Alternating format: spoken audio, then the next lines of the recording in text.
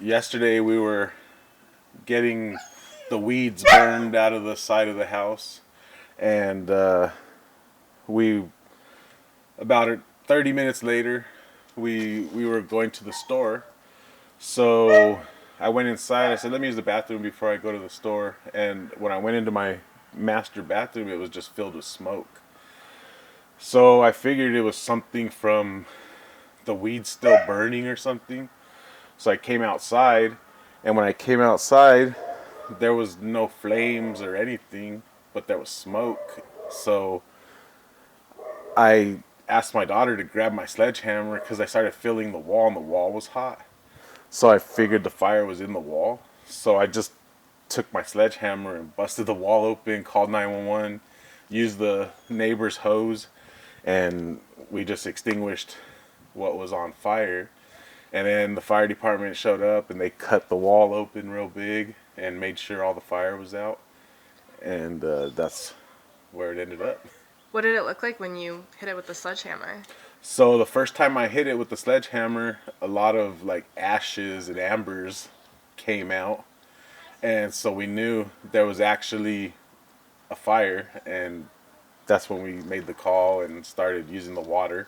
The wood plate of the home was just charcoal. It just was. It was just smoldering in there for maybe 30 minutes that we didn't even know. And if we would have went to the store, we probably would have came back to a burnt down house. You know, it's a good thing I went to use the bathroom and saw all that smoke, or we would have been in some big trouble.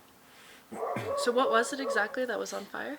So the inside framing of the house, the studs of the house, caught on fire. I guess when we were burning weeds, it went underneath inside the wall and caught the wood inside on fire. Wow. And so walk me through then the timeline. Like, how fast did this all happen? Like, from It was probably within like from the time I saw the smoke to the time the fire department was here was probably like 12 minutes. It was quick. It was really quick. We came out here, assessed the situation, and saw there was an issue. So called 911, and while I was on the phone with 911, I was busting the wall open and getting water on it already. So when they got here, it was pretty much out already, but they had just had to confirm because of the wood smoldering. They don't know how far back it went. yeah. And then, like, I guess how does this whole experience make you feel? Like, what was going through your head when all this was happening? Um, just save my house. You know, I didn't want my house to burn down. Um, the family was out with me, so I wasn't worried about my family or anything. But it just saving the house was my biggest concern. Yeah. And like, what's people can lose a lot of things in a fire. Like, what's so special and like that none of your belongings were harmed? We have a lot of sentimental stuff, you know, so it's very fortunate we didn't lose anything. This could have been a big disaster, you know, and a tragic disaster, but fortunately we were able to get it taken care of before anything major happened. And then, I guess, like, did the fire department say anything on, like, ways to stay extra safe in the future? Like, No, it was. I think it was kind of a weird circumstance the way it happened. You know, they they were just saying good job putting it out, and you know that they it could have been a lot worse. So that was about it. They really didn't have any type of information or anything for me. There was quite a bit of response, but they were all just kind of walking around and really fortunate they didn't have to do anything. You know. yeah. And then is it any sort of, like, I know this will definitely, like, be a lesson to other people as well. Like, is it a wake-up call of just how fast things can change? Yeah, it's quick. It's quick. I mean, we like I said, we were just burning weeds and moving on with our day, and then it was about 15, 30 minutes probably after we were done with the weeds is when I went in, and the house, you know, I do HVAC work by trade. So we use torches a lot, in existing homes and stuff like that. So we're always aware of things that can happen like that. I think that really helped me to keep the situation under control because it's something we are prepared for. So when that happened, I kind of just knew exactly what to do and how to save it. Yeah, did you think twice about grabbing the sledgehammer? I didn't, I just knew I had to get into that wall, and I knew that the only way to get that fire out was to get into that wall. And the only thing I could think of to get into that wall fast was get my sledgehammer. And luckily it was available, and my daughter ran and grabbed it and came back fast, and no one panicked, and everyone did a good job, and we were able to save everything. So And given your background, like knowing what to do, any advice for other homeowners? just always be vigilant. Check whenever you're using open fire or flames. Just always have something available.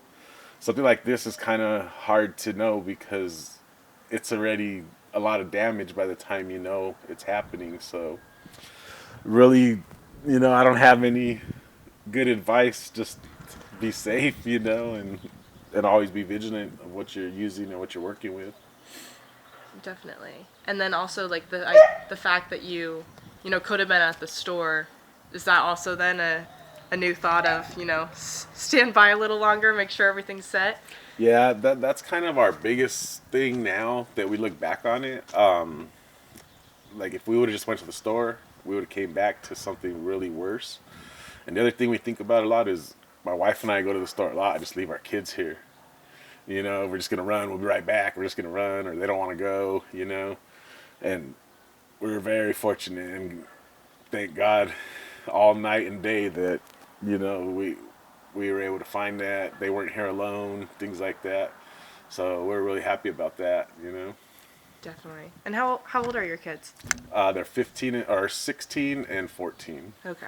Very nice. So Well, that's great that they were able to help you out. they were. Anything else you want to touch on I haven't asked you? I just like to thank my neighbors, their quick response, bringing us dinner last night, bringing us lunch just right now. I mean, our neighbors are really awesome. It's a great community we live in, and it's always nice to have good neighbors like that. Yeah, and you mentioned the response time too.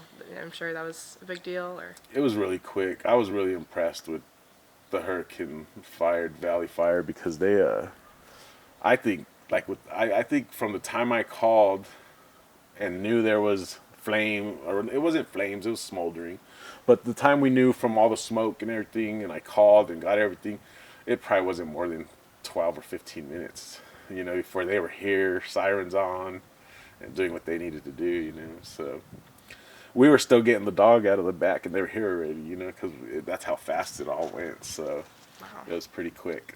They were very responsive.